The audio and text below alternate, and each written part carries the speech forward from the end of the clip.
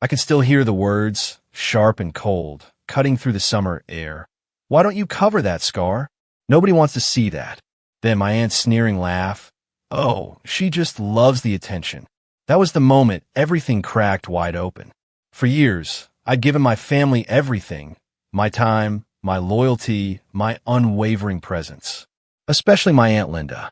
She mocked my uniform, my life choices, even the literal scars I carried from saving lives. But that day, when her own husband, a retired colonel, saw my arm and recognized the story it told, everything changed. It was like a dam finally broke. Have you ever been completely dismissed or humiliated by the very people who should be your biggest champions? If so, then you know that hollow ache. I grew up in a working-class military family. Respect, duty, appearances, those were the bedrock values. My father served 22 years in the Air Force, retiring as a master sergeant when I was 16. Our house ran on military time, military discipline, and an unspoken rule. You earned your place at the table through service and sacrifice. My mother's sister, Aunt Linda, was the polar opposite. She married into the military, but she never truly absorbed its values. She was polished, yes, but also loud, judgmental, and utterly convinced she knew what made a proper woman. Meanwhile, my own mother quietly supported my father through deployments and reassignments, the true strength behind the uniform. Aunt Linda turned every family gathering into a stage for her opinions. I remember my high school graduation. She showed up in a white pantsuit, sunglasses perched on her head, and spent the entire ceremony critiquing everyone else's outfits. When I told her at 22 that I was joining the Air Force, following in my father's footsteps, she rolled her eyes so hard I thought they might just stick. "You'll regret that haircut and those boots," she'd said, sipping her mimosa at the celebration brunch. Men don't like women who try to be men. My father, usually so stoic, didn't say a word, but I saw his jaw tighten. I learned early on that Aunt Linda's approval wasn't something you earned through achievement. It was something she dispensed based on whether you fit her incredibly narrow definition of femininity and success. Still, I showed up. Every birthday, every barbecue, Thanksgiving, Christmas. I showed up in my dress blues when I could, in civilian clothes when I couldn't. I listened to her talk about her book club, her garden, her theories on why modern women were too aggressive.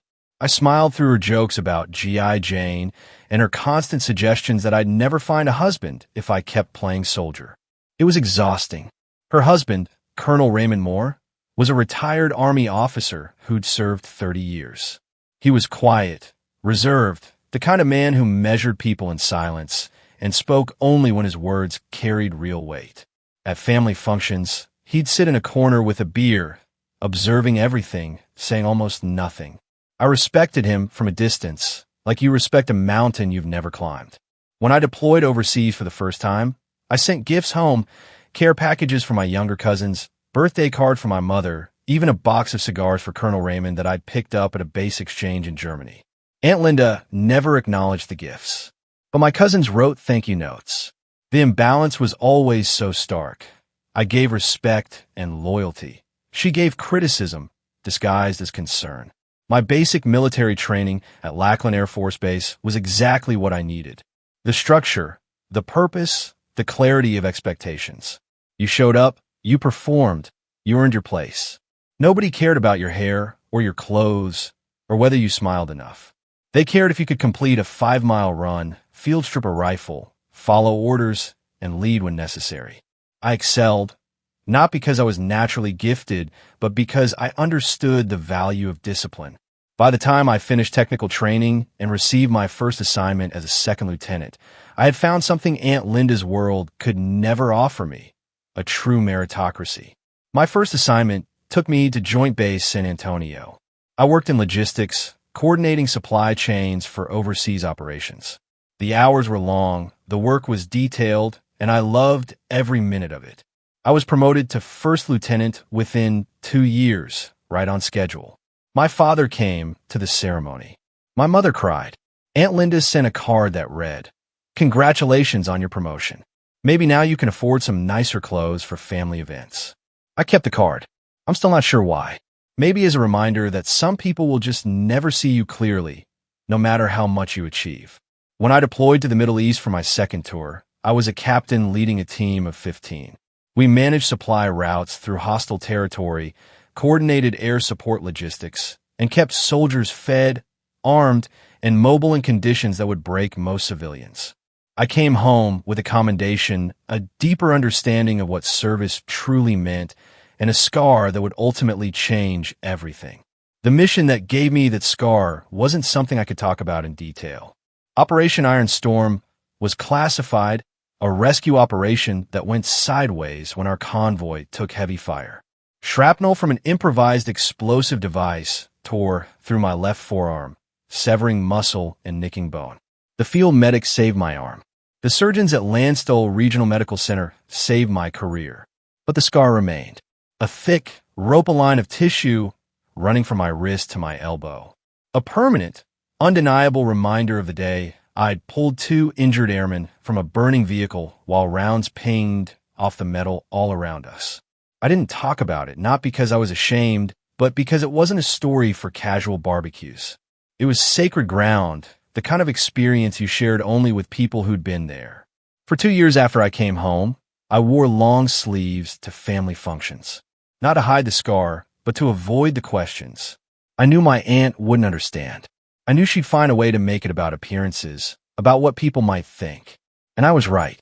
After that second deployment, something shifted, not with me, but with how my family saw me, or rather, how they refused to see me.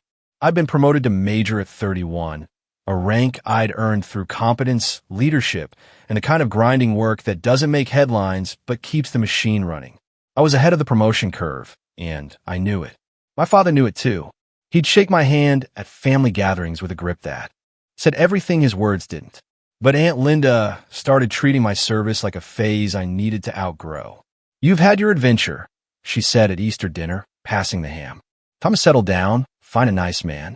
Maybe use that GI Bill for something practical." I wanted to scream that I was using my experience for something practical.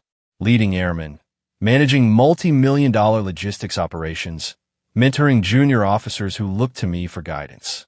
Instead, I just smiled and asked her past the roles. At gatherings, she'd steer conversations away from my career with the precision of a social engineer. If someone asked about my deployment, she'd interrupt with a story about her garden or her latest home renovation.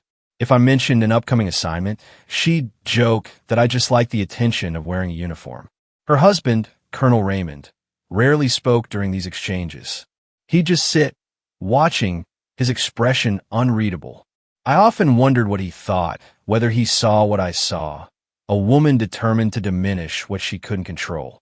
My brother, Ethan, mirrored her tone. He was 3 years younger, a sales manager for a pharmaceutical company who'd never considered military service. "You still doing that soldier thing?" he'd asked at my mother's birthday party, as if my career were a hobby I'd eventually tire of. That stung more, coming from him. We'd grown up in the same house, under the same flag, with the same father who taught us both about duty and honor. But somewhere along the line, Ethan had absorbed Aunt Linda's worldview. That real success meant civilian comfort, corporate climbing, and keeping your hands clean. I brushed it off. I'd learned in the Air Force that not everyone would understand the choice to serve. Some people saw the uniform and thought of parades and salutes.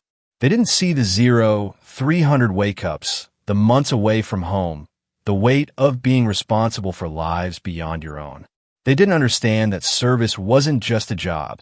It was identity, discipline, and sacrifice woven so tightly together you couldn't separate them. Still, I stayed patient. I showed up to every barbecue, every holiday dinner, every celebration where Aunt Linda held court and my brother nodded along with her assessments of my life. I brought wine, helped set tables, played with my younger cousins who, bless their hearts, asked me questions about flying even though I worked logistics, not flight ops. I answered their questions because someone needed to show them that military service was honorable, that the uniform meant something beyond what their mother thought. But that patience was wearing thin. Every dismissive comment, every redirect, every joke about attention-seeking added weight to a load I'd been carrying since I was 22. I told myself it didn't matter, that their opinions couldn't touch what I'd built. But that's the thing about disrespect from family. It finds the gaps in your armor. At my cousin Sarah's college graduation party, Aunt Linda introduced me to her friends as, "Oh, Rachel, the one who's in military. Not Major Chester, not my niece who serves our country. Just the one who's in the military," as if it were a quirk rather than a commitment. One of her friends asked what I did, and before I could answer, Aunt Linda laughed and said, "Oh, she moves boxes around. Very important boxes, I'm sure." The table chuckled. I didn't. Colonel Raymond's eyes flicked to me across the patio, something unreadable in his expression. Then he looked away. I stayed another hour, then drove home to my apartment off base and sat in the silence, wondering why I kept subjecting myself to people who refused to see me. The answer, I knew, was the same reason I'd stayed in the Air Force through the hard deployments and the long hours. Walking away felt like surrender, and I'd been trained never to surrender. But the question was becoming louder. What exactly was I fighting for if respect couldn't be earned through service, sacrifice, and competence? What currency did my family deal in? I didn't have an answer yet, but I knew something had to change. By the way, if you're still with me, make sure to hit that subscribe button. More unbelievable stories like this are always coming. That change came at a summer barbecue, on a day that should have been about burgers, laughter, and sunlight. Instead, it became the day I stopped asking for permission to exist. It was my mother's 60th birthday, held at Aunt Linda's sprawling backyard with its manicured lawn and elaborate outdoor kitchen that looked like it belonged in a home design magazine. I'd driven 3 hours from base, bringing a gift and a fruit salad I'd assembled at 0530 that morning before PT. The weather was perfect, clear skies, low humidity, the kind of day that made you forget that just 2 months prior, I'd been in a desert where the temperature hit 120 degrees by 1,000 hours. I wore civilian clothes, but for the first time in years, I chose short sleeves. A simple blue cotton shirt, jeans, sneakers. Nothing dramatic, but the scar was visible. That thick, rope line of tissue running from my wrist to my elbow, slightly darker than my skin tone, textured in a way that caught the light differently. I'd made the decision that morning while getting dressed. I was tired of hiding, tired of accommodating other people's comfort at the expense of my own truth. The scar was part of my story, part of my service. If they couldn't handle it, that was their problem. The party was already in full swing when I arrived. Aunt Linda was holding court near the grill, directing my uncle and Colonel Raymond on proper burger flipping technique. My brother was there with his girlfriend, a blonde woman in a sundress who worked in marketing. Cousins, family friends, neighbors, maybe 40 people total, scattered across the yard in clusters of conversation and laughter. I hugged my mother, gave her the gift, and grabbed a beer from the cooler. For the first hour, everything was fine. I talked with Sarah about her new job, helped my younger cousin with his college essay, chatted with a family friend about base housing. Policies. The scar was visible, but no one mentioned it. Then we sat down to eat. Long tables arranged under a pergola, plates loaded with food, conversation flowing easily. I was sitting between Sarah and my brother, across from Aunt Linda and Colonel Raymond. Ethan noticed first. He was reaching for the potato salad when his eyes caught on my forearm, and his expression shifted, something between surprise and discomfort. "Why don't you cover that scar?" he said, loud enough for the conversation around us dimmed. No one wants to see that while eating. The table went quiet. Not completely silent, but that particular kind of hush where everyone's suddenly listening while pretending not to. I felt heat rise to my face, but I kept my voice level. "It's just a scar, Ethan." Aunt Linda snorted, setting down her fork with a deliberate clink. She loves the attention. Always has. A few people offer uncomfortable, nervous laughs. That's more about tension relief than humor. I felt my jaw tighten. I wanted to respond, wanted to explain, wanted to tell them exactly what this scar represented. But I'd learned in the military that sometimes silence carries more weight than words. So I said nothing. I looked down at my plate, cutting my burger into smaller pieces. I had no intention of eating. Then I heard a sharp intake of breath. Colonel Raymond's fork had stopped halfway to his mouth. He was staring at my arm. His expression transformed from polite dinner guest to something else entirely. Recognition. Maybe shock. Something profound I couldn't quite name. The silence stretched. Then he spoke, his voice cutting through the ambient noise with the authority of 30 years in command. "Operation Iron Storm, ma'am." The entire table went dead silent. I looked up, meeting his eyes. They were no longer the distant, measuring eyes of a man at a family barbecue. They were the eyes of a soldier recognizing another soldier's sacrifice. "Yes, sir," I said quietly. He stood. Everyone watched as this retired Army colonel, this man who rarely spoke more than 10 words at family gatherings, pushed back his chair and stood at attention. Then he saluted me. A slow, deliberate, textbook-perfect salute. My heart hammered in my chest. I stood automatically, returning the salute with the same precision. Aunt Linda's smirk had vanished. Her mouth was slightly open, her eyes darting between her husband and me, trying to understand what was happening. "You were there?" Colonel Raymond's voice was barely above a whisper, but in the silence, everyone heard it. "Yes, sir." "The convoy extraction. 3rd week of October." "Yes, sir." He lowered his salute, and I lowered mine. Then he did something I didn't expect. His eyes welled up. Not tears, exactly, but a shine that spoke of memories too heavy to carry alone. "Then you've earned that scar 10 times over," he said, his voice rough. "And anyone who can't see that doesn't understand the first damn thing about service." No one spoke. Aunt Linda looked like she'd been slapped. My brother stared at his plate. The other guests exchanged confused glances, unsure whether to resume eating or wait for someone to explain. Colonel Raymond sat down slowly, his hands shaking slightly. He reached for his water glass, took a long drink, then looked at his wife. "Linda," he said quietly, "this woman pulled 2 injured airmen from a burning vehicle under enemy fire. The after-action report is still classified, but I read the commendation brief. She kept her team alive when most people would have frozen or run." Aunt Linda's face had gone pale. I didn't know." "You didn't ask," I said, my voice steady now. "You never asked."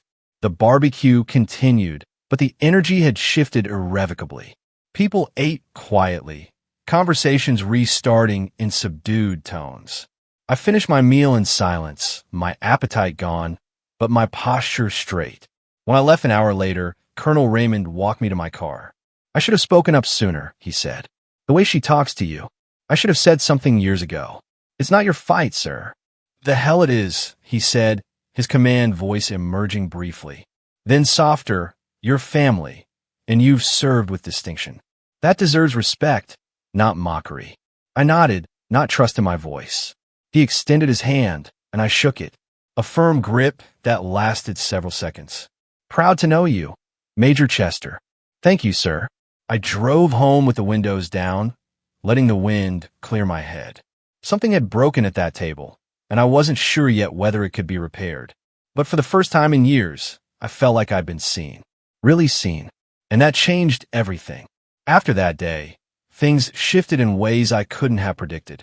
The most immediate change was silence. Aunt Linda stopped calling.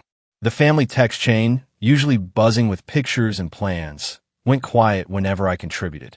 My brother sent a text 3 days after the barbecue. "Sorry if things got weird. You know, Linda, she doesn't think before she speaks." I read it twice, then put my phone down without responding. That wasn't an apology. It was an excuse, a deflection wrapped in false sympathy. It assumed I'd accept the same pattern that had played out for years. Disrespect, followed by a half-hearted acknowledgement, followed by me pretending everything was fine. I was done pretending. At work, I threw myself into a new assignment. We were coordinating a massive logistics overhaul for airlift operations. 12-hour days minimum, weekend calls with overseas bases. The kind of work that required absolute focus. It was easier than dealing with family dynamics. At least at work, the metrics were clear. Either the cargo reached its destination on time, or it didn't. Either the mission succeeded or it failed. No ambiguity, no hidden agendas. Captain Dana Gwynn, one of my fellow officers who'd become a close friend, noticed the change. We were reviewing supply manifests at 1,700 hours on a Friday, when she finally said something. You've been different since you came back from leave. What happened? I told her. Not everything. Operation Iron Storm was still classified, but enough. The barbecue, the comments, the scar. Colonel Raymond's salute. She listened without interrupting, her expression shifting from curiosity to anger to something like recognition. My mom's family is like that, she said when I finished. Immigrant mentality. They think any career that doesn't involve a corner office and a six-figure salary is beneath their daughter. They wanted me to be a doctor or a lawyer. When I commissioned, my aunt told me I was wasting my potential. How do you deal with it? I asked. I stopped going to family events where I knew I'd have to justify my existence, she said simply. Life's too short to spend it with people who don't respect you. I thought about that conversation for days.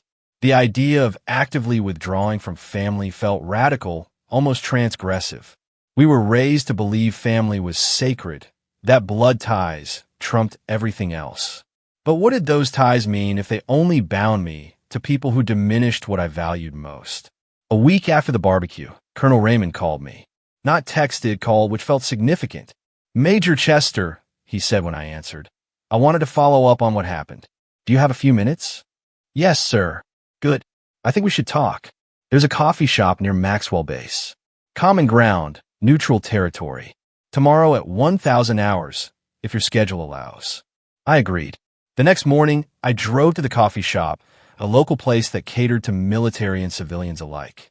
Colonel Raymond was already there, sitting at a corner table with 2 cups of black coffee. He stood when I approached, and we shook hands before sitting. I'll get straight to it, he said. I owe you an apology. I've watched my wife disrespect you for years, and I said nothing. That was wrong. I wasn't expecting that, sir. You're not responsible for— Yes, I am, he interrupted gently. When you wear the uniform, you stand for something. When you take it off, those values should remain. I failed to live up to that standard. He took a sip of coffee, then continued. I was a field commander during Iron Storm's early planning phase. I wasn't there for the convoy extraction. By then, I'd rotated to a different theater, but I knew what that mission cost. We lost good people.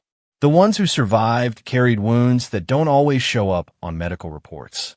I nodded, my throat tight.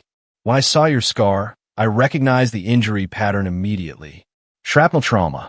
Emergency field medicine. I knew what you'd been through, what you'd done. And then to hear my wife mock it, he stopped, collecting himself. That's not who I thought I married. Or maybe it is. And I've been making excuses for too long. We sat in silence for a moment. Outside, traffic moved past the windows. Normal people going about normal lives, unaware of the conversation happening inside. She called me last night, he said finally. Asked me to explain what happened, why I reacted that way. So I told her everything I could without violating classification protocols. The mission parameters, the casualty rates, what it means to earn a combat-related injury. How did she take it? Not well, he admitted. She doesn't have a framework for understanding military sacrifice. In her world, success is measured in social capital, appearances, control over narrative. Your career doesn't fit that framework, so she spent years trying to diminish it. And my brother just follows her lead. My brother is insecure, Colonel Raymond said bluntly. He sees your achievements and feels diminished by comparison. It's easier for him to mock your path than to examine why his own feels empty. The assessment was harsh, but accurate. Ethan had always been competitive, always measuring his worth against external metrics. When those metrics made him feel inadequate, he lashed out. I'm not sure what to do with all this, I admitted.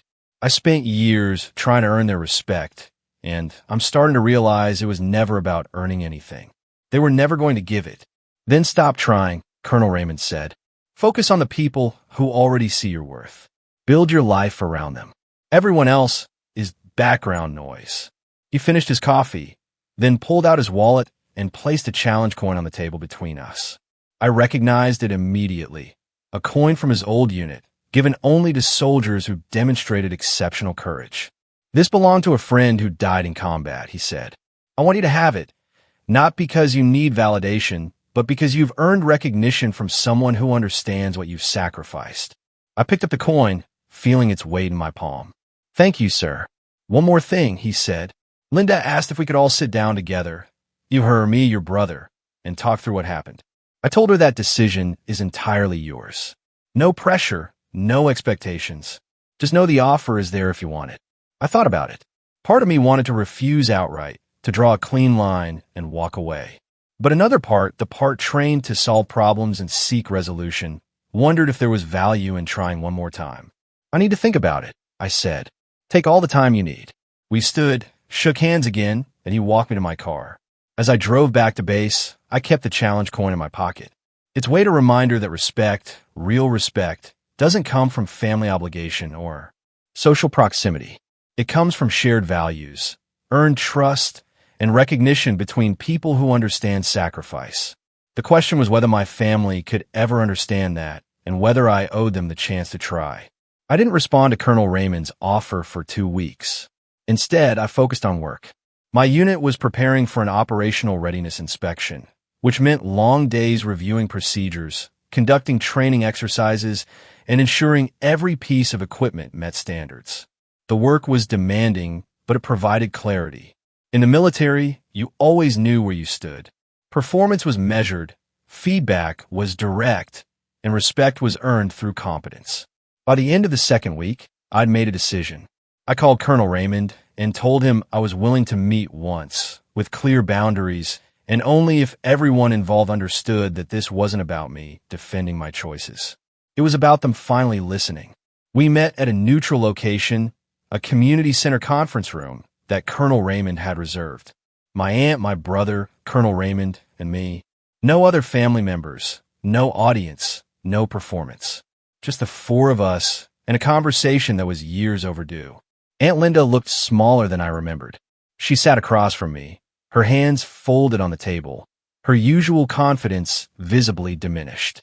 My brother sat next to her, fidgeting with his phone. Colonel Raymond took a chair slightly apart from the group, present but not directing.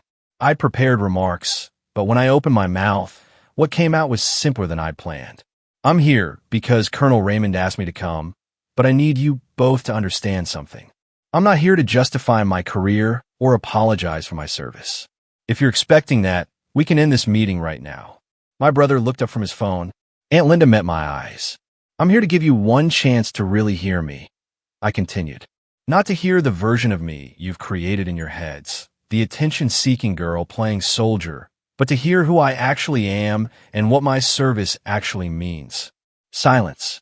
Then Aunt Linda spoke, her voice quieter than I'd ever heard it. Raymond told me about the mission, about what you did. He told you what he could. I corrected. The full details are classified, but yes, I served in Operation Ironstorm. I led airmen into hostile territory. I made decisions that kept people alive, and I carried the physical and mental scars from that service. I didn't know, she said. You didn't ask, I replied, echoing what I'd said at the barbecue. In 10 years of military service, you never once asked about my deployments, my responsibilities, or what I actually do.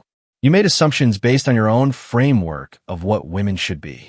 And you spent a decade mocking me for not fitting that framework. My brother shifted uncomfortably. We weren't trying to— Yes, you were, I interrupted. Maybe not consciously, but impact matters more than intent. Every joke about attention-seeking. Every comment about playing soldier. Every time you changed the subject when I talked about my work. That was deliberate dismissal. And it added up. Aunt Linda's eyes were wet now. I thought I was helping. I thought if I pushed you, you'd realize you were wasting your potential on a career that didn't fit who you could be. Who did you think I could be? I asked. Someone softer, she admitted. Someone who didn't need to prove herself.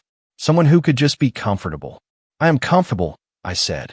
I'm comfortable in my uniform. I'm comfortable leading airmen half my age who trust me with their careers and their lives. I'm comfortable making decisions under pressure that most people couldn't handle. What I'm not comfortable with is sitting at family dinners while you treat my life's work as a phase I'll outgrow. Colonel Raymond spoke for the first time. Linda, what Rachel is describing is called disrespect. And in the military, disrespect toward a superior officer or any fellow service member is a serious breach. The fact that she tolerated it from family, for as long as she did speaks to her patience, not to any weakness in her character. My brother finally put his phone down. I guess I never thought about it that way. You always seemed so confident, so sure of yourself. I didn't think our opinions mattered to you. Of course they mattered, I said. You're my family. But there's a difference between caring about someone's opinion and letting it define your worth. I stopped letting your opinions define me, but that doesn't mean they didn't hurt. We sat with that for a moment. Outside, I could hear children playing in the community center's gym, their laughter distant but clear. Normal life, continuing regardless of our heavy conversation. So, where do we go from here? Aunt Linda asked. That depends on you, I said. I'm not going to keep showing up to family events where I have to defend my existence. I'm not going to smile through jokes about my career. I'm not going to pretend that 10 years of disrespect can be erased with one conversation. What do you need from us? My brother asked. Respect, I said simply. Real respect. Not the kind that disappears when I leave the room. Not the conditional kind that depends on me fitting your expectations. Actual respect for the path I've chosen and the person I've become. Aunt Linda nodded slowly. I can try. I don't know if I can change overnight, but I can try. That's all I'm asking, I said. But understand, if the pattern continues, I'm done. I won't keep subjecting myself to people who refuse to see me. We talked for another hour, covering ground that should have been covered years ago. It wasn't a perfect conversation. There were defensive moments, uncomfortable silences, and statements that didn't quite land right. But it was honest. When we finally stood to leave, Aunt Linda approached me hesitantly. Can I hug you? She asked. I considered it, then nodded. The hug was brief, awkward, weighted with all the years between us. But it was something. As I drove back to base, I felt lighter. Not because everything was resolved. It wasn't, but because I'd finally said what needed saying. I'd drawn boundaries, stated my terms, and put the responsibility for change where it belonged. On them, not me. 2 days later, I received orders for a new assignment. I was being promoted to lieutenant colonel and transferred to a strategic planning position at the Pentagon. The promotion would be effective in 3 months, pending completion of my current projects. I called my father first. He answered on the second ring, and when I told him the news, his voice cracked. Your mother would be so proud, he said. Then, after a pause, I'm proud too. Always have been. I called Colonel Raymond next. He congratulated me, asked about the position, then said something I didn't expect. Linda wants to host a promotion ceremony. Small gathering, just family. She wants to do it right this time. I thought about it. Tell her I'll consider it, but it needs to be about the achievement, not about her redemption narrative. Understood, he said. And Rachel, for what it's worth, you're already one of the finest officers I've known. The rank just makes it official. That night, I sat in my apartment and looked at my left arm. The scar caught the lamplight, a silvered line against my skin. I thought about all the times I'd hidden it, all the energy I'd spent managing other people's comfort. No more. The scar was mine. The career was mine. The respect I'd earned was mine. And anyone who couldn't see that clearly didn't deserve space in my life. It wasn't revenge. It was clarity. And clarity, I'd learned, was its own kind of freedom. Without me constantly around, family dynamics changed in ways I only heard about secondhand. My cousin Sarah called me a month after the promotion announcement, her voice excited. You have to hear what happened at Sunday dinner, she said. Mom tried to steer the conversation to her usual topics, but Ethan actually pushed back. He asked her why she never talks about your achievements the way she talks about my sister's engagement. I smiled despite myself. What did she say? She got defensive at first, but then Uncle Raymond backed him up.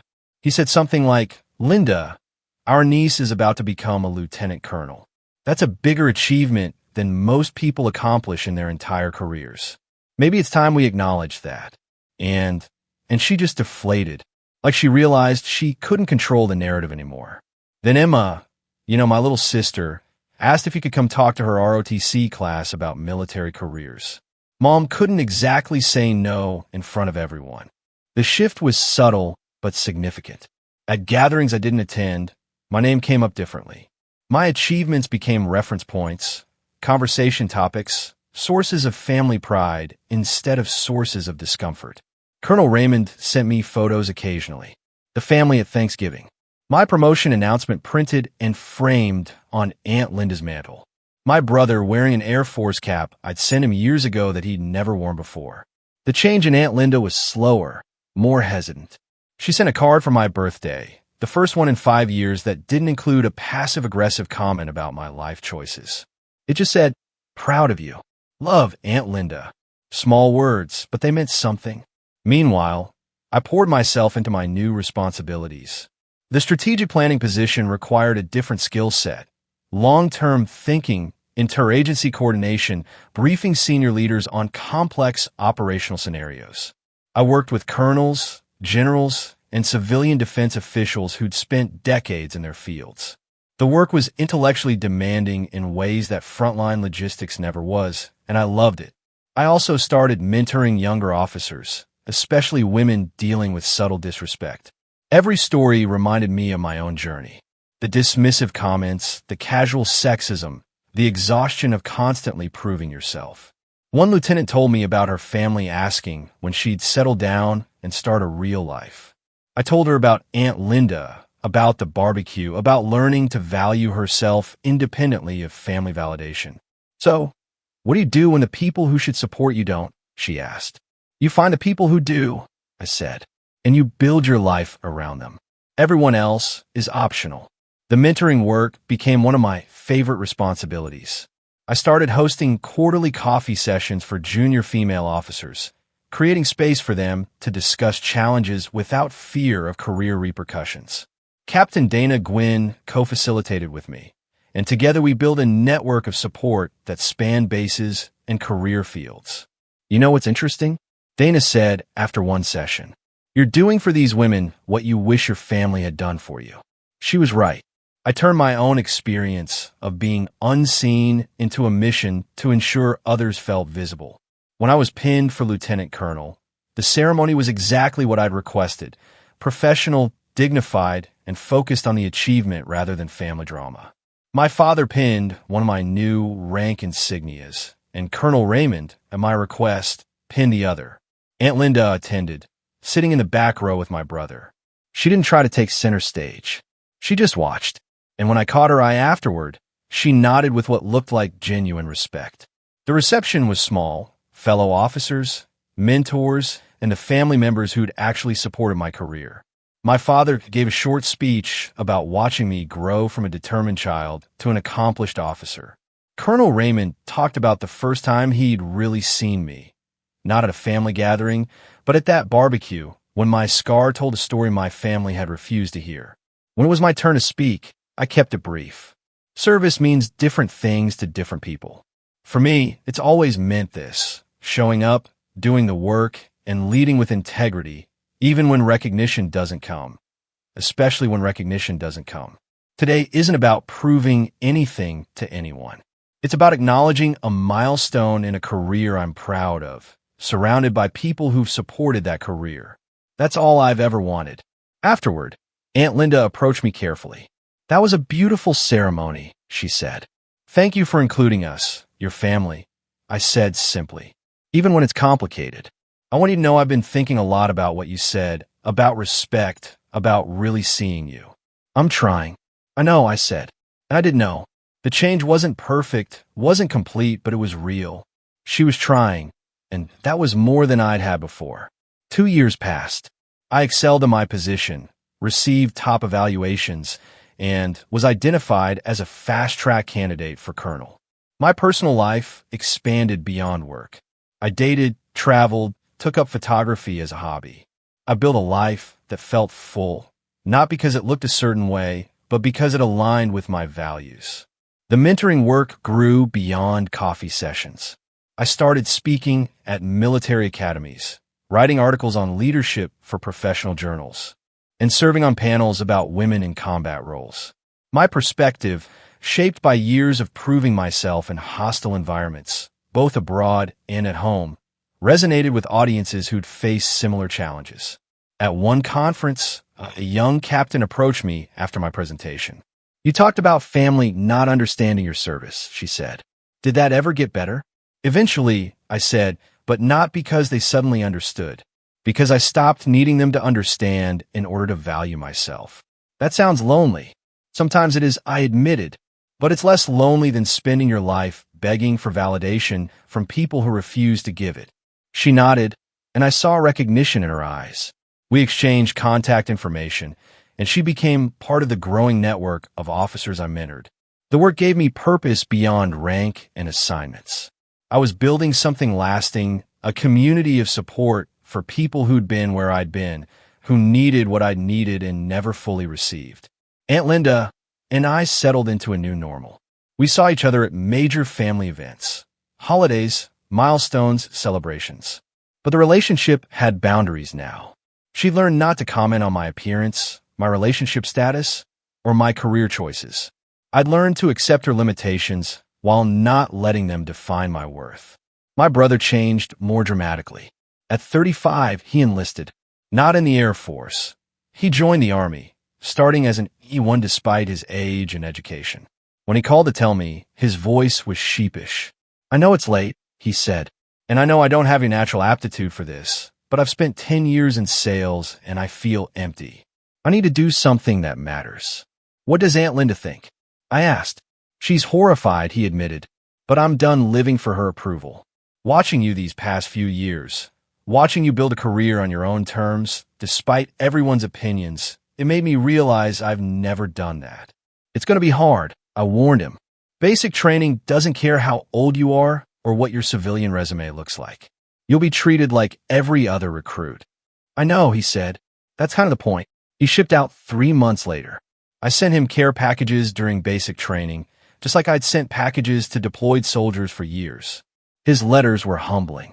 Descriptions of physical challenges, mental exhaustion, the grinding work of transforming from civilian to soldier. "I finally understand what you meant about service being identity," he wrote in one letter. "It's not something you do, it's something you become. I'm sorry it took me this long to see that." I wrote back with encouragement and practical advice. The brother who'd mocked my soldier thing was learning firsthand what that thing actually meant. It didn't erase the years of dismissiveness, but it created space for a different kind of relationship. At family gatherings now, conversations shifted. Instead of Aunt Linda dominating the narrative, we talked about Ethan's training, my latest assignment, Sarah's graduate program, Emma's ROTC scholarship. The focus distributed more evenly, and with it, the power dynamics shifted. Aunt Linda still hosted events, still maintained her social persona, but she'd lost the ability to define everyone else's worth through her commentary. She could offer opinions, but they no longer carried the weight they once did. Colonel Raymond and I maintained regular contact. We met for coffee every few months, discussing military history, leadership challenges, and the state of national defense. He'd become a mentor in the truest sense, someone who saw my potential and helped me develop it without trying to shape me into something I wasn't. "You've done well," he told me at one of our meetings, "not just professionally, but personally. You figured out how to maintain family relationships without sacrificing yourself. That's harder than most people realize." "I learned from watching you," I said.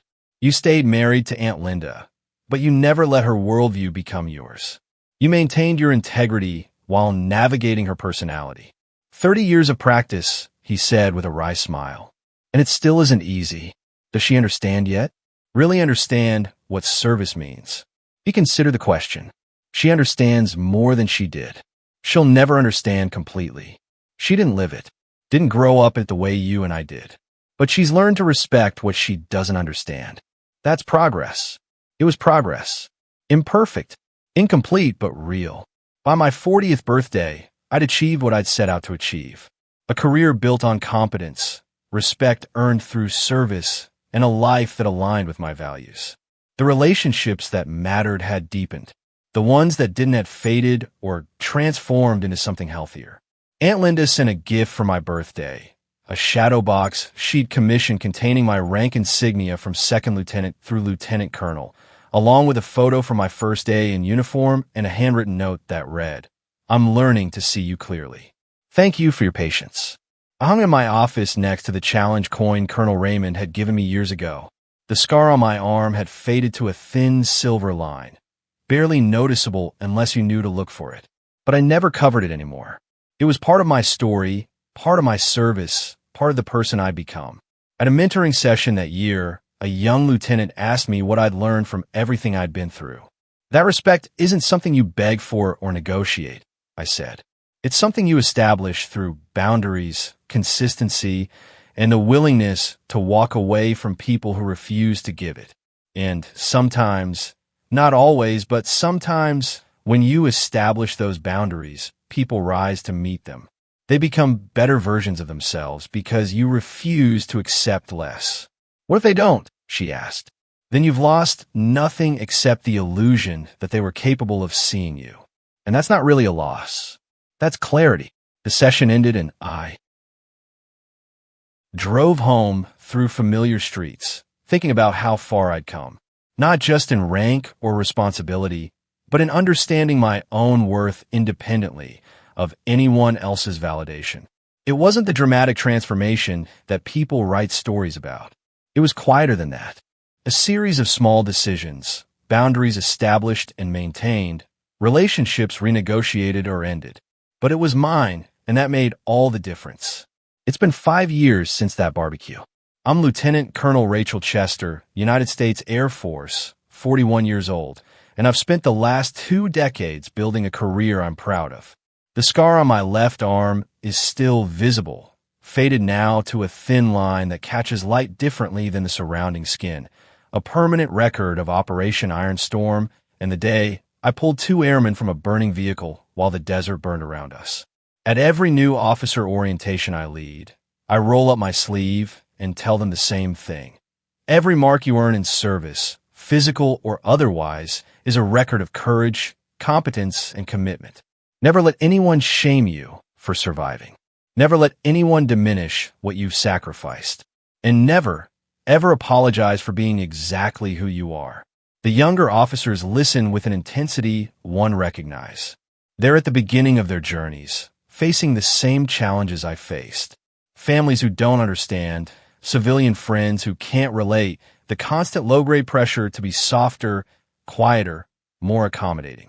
I tell them what I wish someone had told me earlier. That service is its own reward, that external validation is nice, but not necessary, and that the respect that matters most is the respect you give yourself.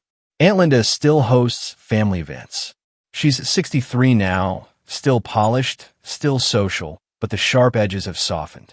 She asks about my work now, actually listens to the answers, and introduces me to her friends as our Rachel, Lieutenant Colonel in the Air Force, with something that sounds like pride. It's not perfect. She still occasionally comments on my lack of a husband or children, still doesn't fully grasp what my career entails, but she's learned to lead with respect rather than criticism. The transformation wasn't dramatic. There was no tearful reconciliation scene, no moment where she suddenly understood everything I'd been trying to tell her for years. Instead, it was gradual, a series of small corrections, boundaries I maintained, conversations where I refused to accept less than what I deserved. Over time, she adapted, not because she fundamentally changed who she was, but because I fundamentally changed what I would tolerate. My brother completed his enlistment and re-upped for another term. He's a sergeant now, E5, stationed in Georgia with a wife he met during technical training. When we talk, there's a mutual respect that wasn't there before, the kind that only comes from understanding sacrifice firsthand. He calls me for advice sometimes, asking about leadership challenges or how to handle difficult subordinates.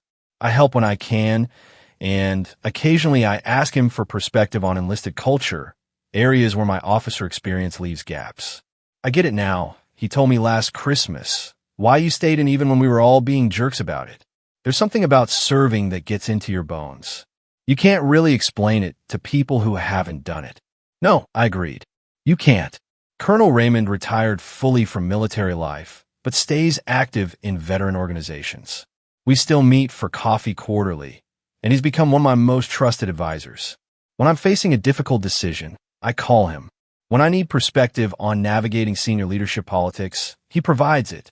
The respect between us is mutual, built on shared values and a shared understanding of what service costs. Last month, he invited me to speak at a veterans event he was organizing. The audience was mostly older, Mostly men, Vietnam and Gulf War veterans who'd served in different eras, but shared the common bond of military service. I talked about Operation Iron Storm to the extent classification allowed, about leadership under pressure, about carrying visible and invisible scars with pride. Afterward, an elderly Vietnam vet approached me. "Thank you for your service, Colonel," he said, saluting. "And thank you for saying what needed saying about scars. I've spent 50 years covering mine." I returned his salute, then shook his hand. "It's never too late to stop covering them, sir." He nodded, eyes wet, and walked away. Those moments, the connections with other veterans, the mentoring of younger officers, the quiet pride of knowing I've served with integrity. Those are what make everything worthwhile. Not the rank, not the recognition, but the knowledge that I've contributed something meaningful to something larger than myself. The mentoring network I started has grown into a formal organization now, with chapters at bases across the country. We host quarterly conferences, maintain an online forum, and provide resources for female officers dealing with challenges ranging from sexual harassment to family obligations to career transitions. I serve on the board, contributing when my operational schedule allows. Captain Dana Gwynn, my friend and colleague, was promoted to Major last year. She's taken over day-to-day leadership of the organization while I provide strategic guidance. Watching her excel, watching the network grow beyond what I could build alone, that's its own kind of success. At the last conference, a young second lieutenant approached me during the networking session. She was fresh out of the academy, bright-eyed and idealistic in the way that only brand-new officers can be. "I heard your story," she said, "about your family not understanding your service. I'm dealing with something similar. My parents wanted me to go to medical school. They think I'm wasting my potential. What do you think?" I asked. "I think I'm exactly where I'm supposed to be," she said firmly. "But it's hard when the people you love don't see that." "It is hard," I agreed. "And I won't lie and say it gets easy, but it gets clearer. You learn to trust your own judgment more than other people's opinions. You learn that the validation that matters comes from within, from the work itself, from the people you serve alongside." "Did your family ever come around?" "Eventually," I said, "but by the time they did, I'd already learned not to need it. That's the real freedom, not getting approval, but realizing you can thrive without it." She thanked me and walked away. And I hoped she'd remember that conversation when things got difficult, because they would get difficult. Service always is. That night, I stood in my apartment, looking at the shadow box Aunt Linda had made. My rank progression captured in silver and gold insignia. Next to it hung the challenge coin from Colonel Raymond, the one that belonged to his friend who died in combat. And beside that, a photo from my promotion ceremony. Me in dress blues, standing tall. The scar on my arm visible and proud. This is the legacy I'm building. Not perfection, not universal approval, but integrity. Service with honor. Leadership rooted in respect, both given and demanded. A life aligned with values that matter. Some lessons take time, but respect once earned, truly earned. Not through family obligation, but through demonstrated competence and courage, doesn't fade. It endures. And so do I. 2 years later, I'm standing in a briefing room at the Pentagon, surrounded by maps, data projections, and senior leadership. My phone buzzes with a text from my father. "Your mother's in hospital. Heart attack. Stable now, but it was close." The meeting continues around me. Talk of supply chain vulnerabilities, operational timelines, strategic resource allocation, but my mind is suddenly elsewhere. I excuse myself quietly, step into the corridor, and call him back. "She's okay," he says before I can ask. "They caught it early. She's in ICU at Walter Reed, conscious and talking, asking for you. I'll be there in 20 minutes, I say. I inform my supervisor, grab my cover, and drive across the city with my emergency flashers on. Walter Reed Army Medical Center is familiar territory. I visited wounded airmen here, attended ceremonies, briefed on medical logistics. But walking through those doors as a family member rather than an officer feels different. The professional distance collapses. My father is in the waiting room, looking older than I remember. He's a 70 now, retired 15 years, and the worry etched into his face makes him look every day of it. We embrace briefly, and he fills me in on the details. She'd been gardening, felt chest pain, had the presence of mind to call 911 immediately. The paramedics arrived within 6 minutes. The cardiologist said that quick response probably saved her life. Can I see her? I asked. They're limiting visitors to 15 minutes every hour. Your Aunt Linda's in there now. Of course she is. Aunt Linda would have rushed over the moment she heard, taking charge in the way she always does during crisis. For all her flaws, she shows up when it matters, at least for her sister. When Linda emerges from the ICU, her makeup is smudged, her usual composure fractured. She sees me, and something crosses her face. Relief, maybe, or recognition that this situation is bigger than our complicated history. She's asking for you, Linda says quietly. She's weak, but she's herself. Don't tire her out. I nod and enter the ICU. My mother looks small in the hospital bed, connected to monitors and 4 lines, but her eyes are clear when she sees me. I take her hand carefully, mindful of the pulse oximeter on her finger. Hi, Mom. Rachel, she says, her voice thin but steady. You didn't have to rush over. I'm fine. You had a heart attack. I'm exactly where I should be. She smiles weakly. Always so dutiful. You get that from your father. We sit in silence for a moment, just holding hands. The monitors beep rhythmically, measuring heartbeats and oxygen levels, reducing life to numbers on screens. I'm proud of you, she says suddenly. I don't say it enough, but I am. You build a life on your own terms. That takes courage I never had. Mom, let me finish, she interrupts gently. I've watched you handle Linda's criticism, your brother's dismissiveness, all of it, and you never broke. You bent sometimes, but you never broke. That's strength. My throat tightens. You taught me that. You and Dad. You showed me what it means to serve with integrity. We tried, she says, but you took it further than we ever did. You made it your own. A nurse enters, checks the monitors, notes something on a chart, and gives me a look that says my time is almost up. I'll be back tomorrow, I tell my mother. And every day until you're discharged. You have work. I have leave time, I say firmly. And you're more important than any briefing. She squeezes my hand, and I leave before she can argue further. The next 2 weeks become a rhythm. Mornings at the hospital, afternoons handling work remotely from the waiting room, evenings coordinating with doctors and insurance companies. My father stays at her side during visiting hours. I handle logistics, the thing I'm best at, ensuring medications are ordered, follow-up appointments are scheduled. The house is prepared for her recovery. Aunt Linda is there constantly, oscillating between helpful and overwhelming. She brings food no one asked for, reorganizes the waiting room magazines, offers unsolicited medical opinions based on articles she's read online. But she also sits with my mother when the rest of us need breaks, advocates fiercely with nurses when pain medication is delayed, and coordinates the extended family so my father and I aren't buried in well-meaning phone calls. On the 4th day, during one of the quiet afternoon periods, Linda and I find ourselves alone in the cafeteria. We're both exhausted, running on coffee and adrenaline. Thank you for being here, she says, stirring her coffee mechanically. I know things have been complicated between us, but having you here matters to your mother. It matters to me, too. She's family. I say simply, this is where I need to be. Linda nods, then looks at me directly.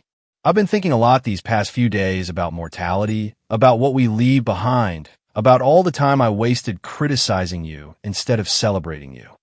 I don't respond immediately. This isn't the place for another reckoning. Not with my mother fighting to recover 2 floors above us. I'm not looking for absolution, Linda continues. I know I can't undo the years of dismissiveness, but watching you these past few days, the way you've taken charge, the way you balance compassion with confidence, I finally see what Raymond's been telling me all along. You're not playing at being a soldier. You're a soldier. It's as fundamental to who you are as breathing. It's taken you a long time to see that, I say, keeping my voice neutral. It has, she admits. And I'm sorry it required your mother's heart attack to make me see clearly. That's not fair to you. No, I agree. It's not. We sit in silence, drinking bad hospital coffee. Two women who've spent years misunderstanding each other, finally finding common ground in crisis. For what it's worth, Linda says quietly, I'm proud of you too. I know I haven't said it, haven't shown it, but I am. I appreciate that, I say, and I mean it, even though the words would have meant more a decade ago. My mother is discharged after 10 days. The cardiologist prescribes medications, lifestyle changes, and cardiac rehabilitation. My father will be her primary caregiver, but I arrange for a visiting nurse for the first 2 weeks and set up a family schedule so someone checks in daily. My brother requests emergency leave and flies in from Georgia. He's gained muscle from military training, carries himself with the posture of someone who's learned discipline through structure. When he arrives at the house, he hugs me tightly. Thanks for holding down the fort, he says. I couldn't get here sooner. We were in the field. No communication. I know how it works, I say. I'm glad you're here now. We fall into an easy partnership, tag-teaming the household tasks while our father focuses on our mother. Ethan cooks, something he learned in the Army, while I handle medical coordination. In the evenings, we sit on the back porch and talk about our respective careers, swapping stories that our parents don't need to hear, about close calls and difficult commands and the weight of responsibility. I think about that barbecue sometimes, he says one evening, the one where I made that comment about your scar. I was such a jerk. You were, I agree. But you've grown. Military will do that, he says. Strip away all the fluff. Show you what actually matters. I spent 10 years thinking success meant sales numbers and bonuses. Now I realize that was just noise. What matters now? I ask. Purpose, he says immediately. Knowing that what you do has meaning beyond yourself. You figure that out at 22. Took me till 35. Better late than never. He laughs, and we sit in comfortable silence, watching the sunset over the suburban neighborhood where we grew up.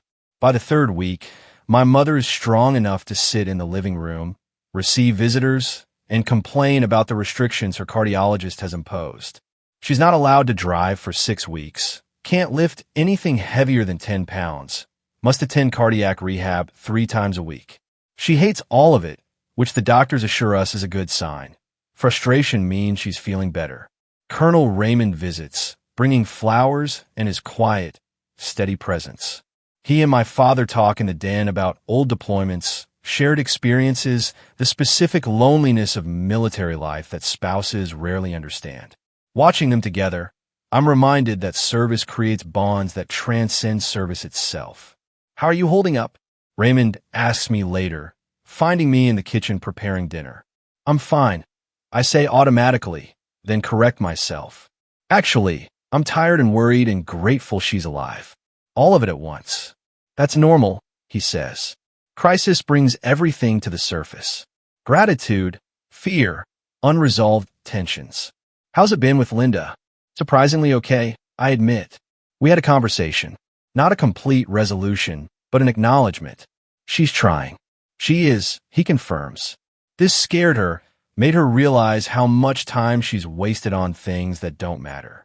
She's not going to transform overnight, but she's more aware now. Awareness is a start, I say.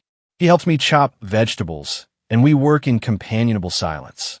This is what real support looks like, I think. Showing up, doing the work, being present without needing credit or recognition. During the 4th week, I received notification that I'm being considered for a strategic position that would require a move to Colorado Springs. It's a significant opportunity, one that could position me for promotion to full colonel within 2 years. The timing feels impossible.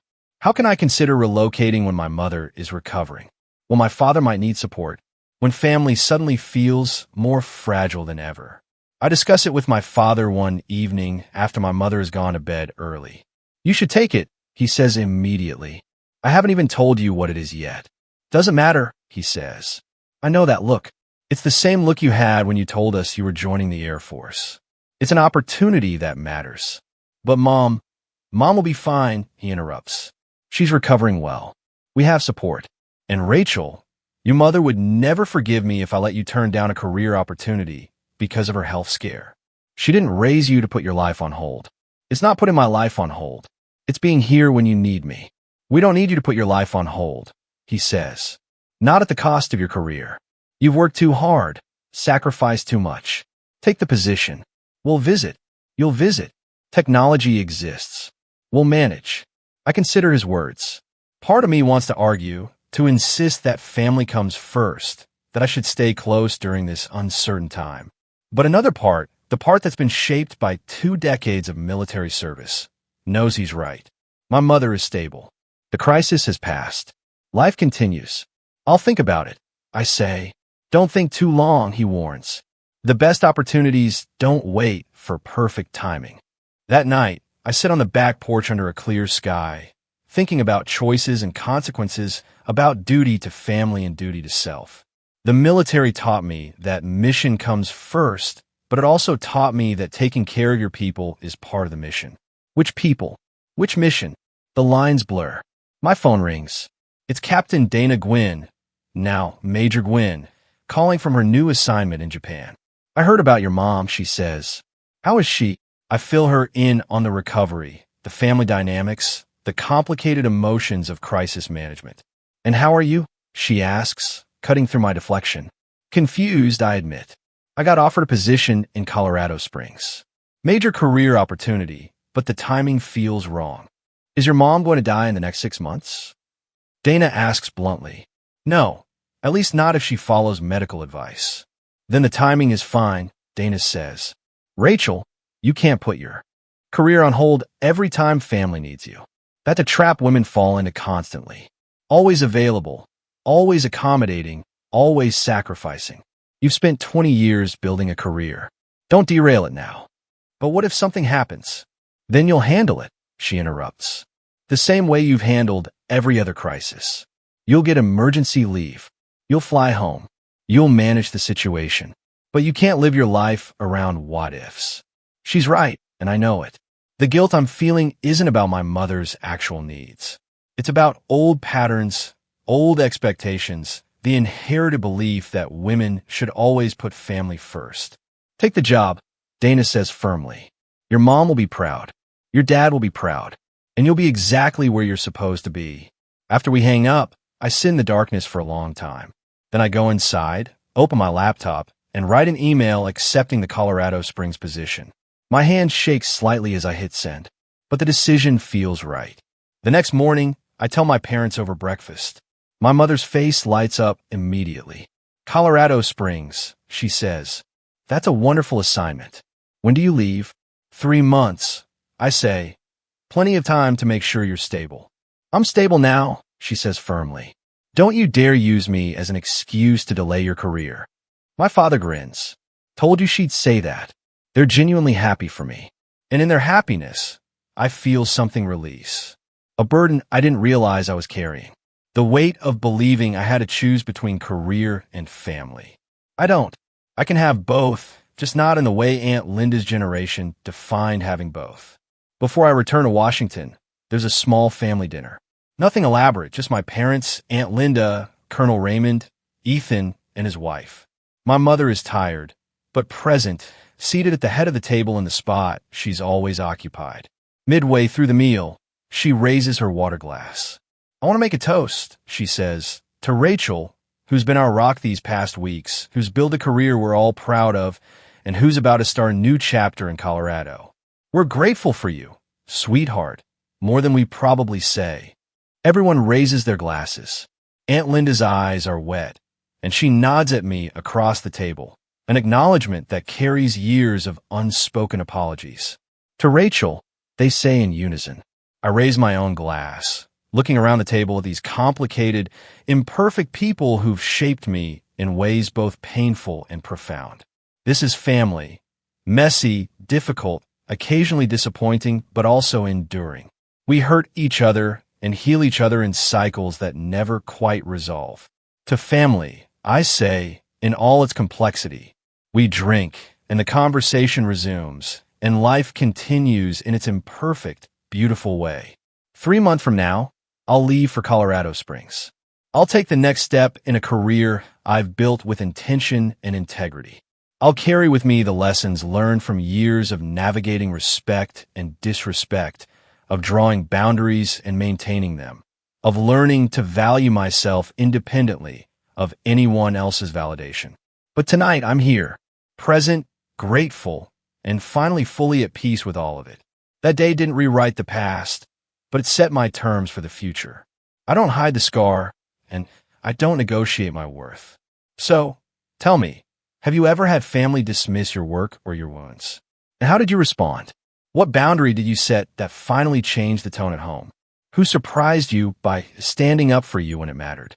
If you were at that barbecue, what would you have said to my aunt or to me? Do you have a scar story, visible or not, you're ready to own today? I really want to know.